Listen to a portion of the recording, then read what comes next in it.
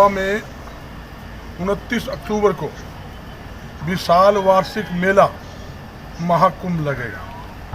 देश के कोने कोने से भारी संख्या में लोग 29 तारीख को भाग लेंगे। मेला सुबह से लेकर देर रात तक चलेगा।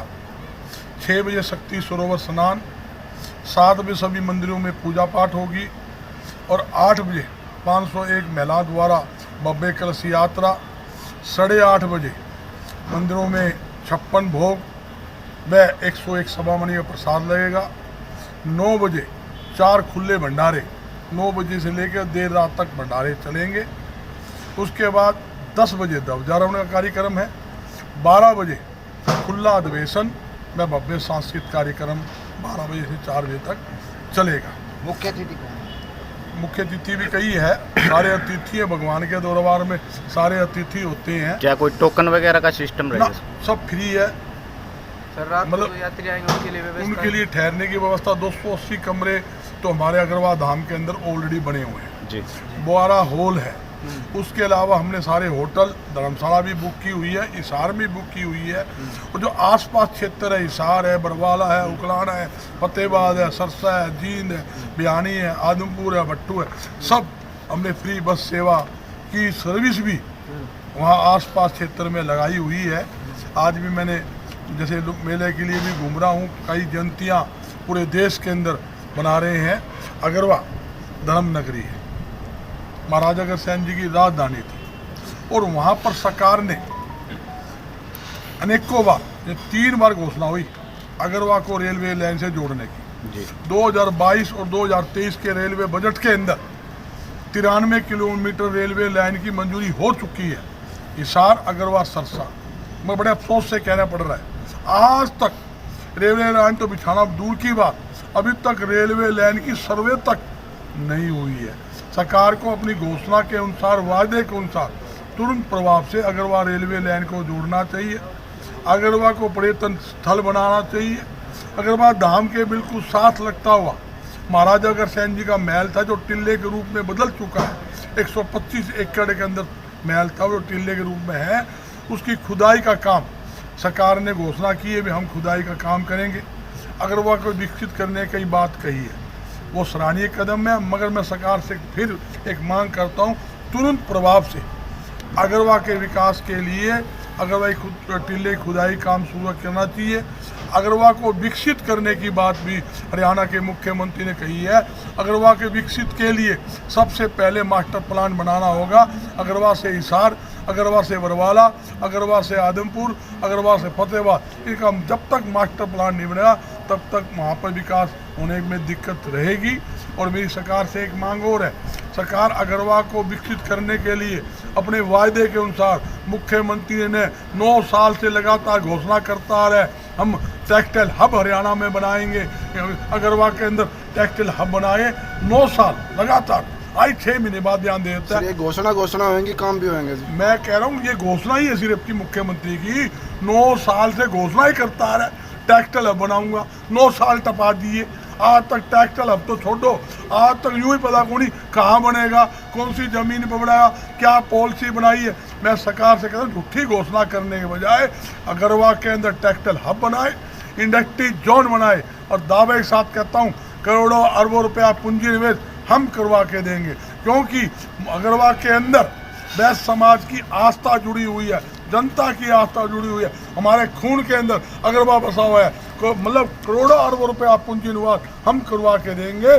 हम लोगों को वहाँ पे बुलाएंगे, हमारे समाज के लोगों को, वैश्य समाज के लोगों को बुलाएंगे, व्यापारी को बुलाएंगे।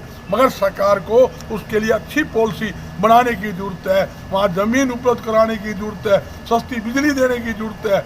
वहाँ पर जब इंडस्ट्री जोन आप काटोगे, टेक्सटाइल हब बनाएंगे, तो वहाँ पर सरकार को ज़मीन जब देंगे उसके पैसे मिलेंगे, जब आप लाइसेंस दोगे उसकी आपकी फीस मिलेगी, जब फैक्ट्री चालू होगी आपको एक्साइज ड्यूटी मिलेगी, जीएसटी मिलेगा, बेट कर मिलेगा, मार्केट फीस मिलेगा और इनकम टैक्स मिलेगा।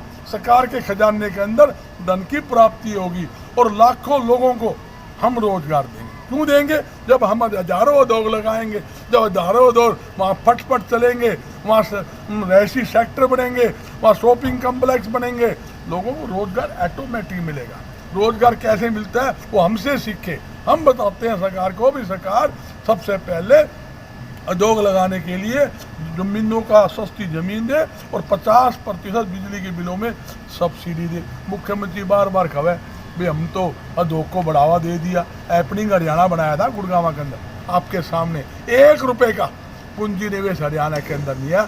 करोड़ों अरबों रुपए सैर सपट्टे के अंदर खर्च कर दिए, सारी गुड़गांव की दीवार लिल्ली पीली कर दी, हैपनिंग हरियाणा मुख्यमंत्री फोटो लगा दी, 1 रुपया पूंजी निवेश।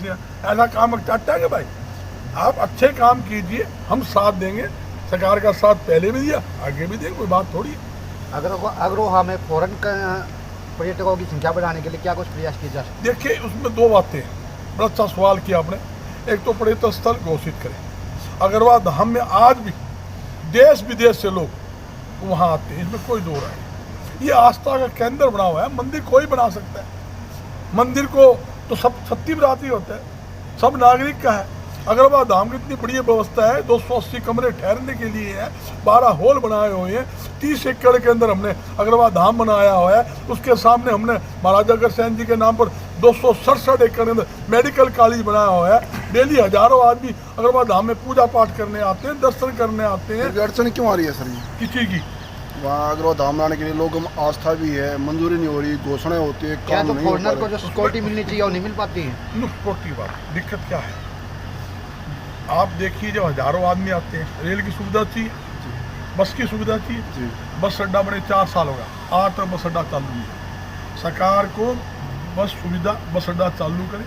अपनी घोषणा, अपने वायदे के अनुसार बजट में पास करने के बाद भी अगर रेलवे लाइन शुरू नहीं होती, इससे बड़ी शर्म की बात सरकार के लिए हो नहीं सकती। मैं ये खुले तौर पर कहता हूँ, सरकार को अपने वायदे के अनुसार तुरंत प्रभाव से अग्रवाल को रेलवे लाइन से जोड़ना चाहिए हमारे।